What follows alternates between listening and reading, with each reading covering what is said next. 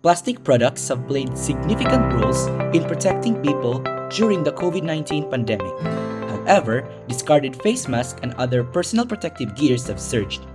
In Philippine settings, the local government unit of Iligan officially enforced the comprehensive plastic ban, where the use of single-use plastic in the city is highly prohibited.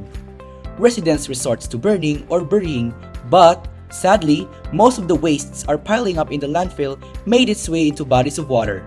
Realizing the need to reduce the city's current challenge in waste management, the researchers will design a hybrid, eco-friendly, portable incinerator that can easily burn face masks and other personal protective gear while filtering its smoke simultaneously.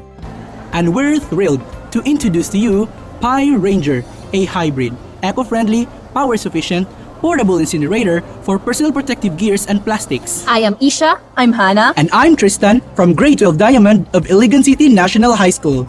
To tell you more about the PYRE-RANGER, here's Isha. Thanks, Tristan. PYRE-RANGER features an eco-friendly and portable design. PYRE-RANGER is powered by solar panels, providing up to 10 watts of power. The soy proteins chemical groups have a great potential to capture toxic gaseous chemicals in the air. The air quality monitoring devices has 4 different sensors, then alarm will be triggered and text messages will be sent when air quality is below normal.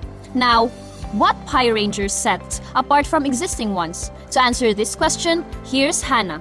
Thanks, Isha. Typical air filters aren't able to chemically capture gaseous molecules, and the process of installing a typical incinerator is expensive.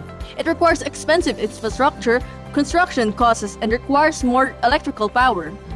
This PYRE-RANGER is the Earth Saver. Go, go, PYRE-RANGER!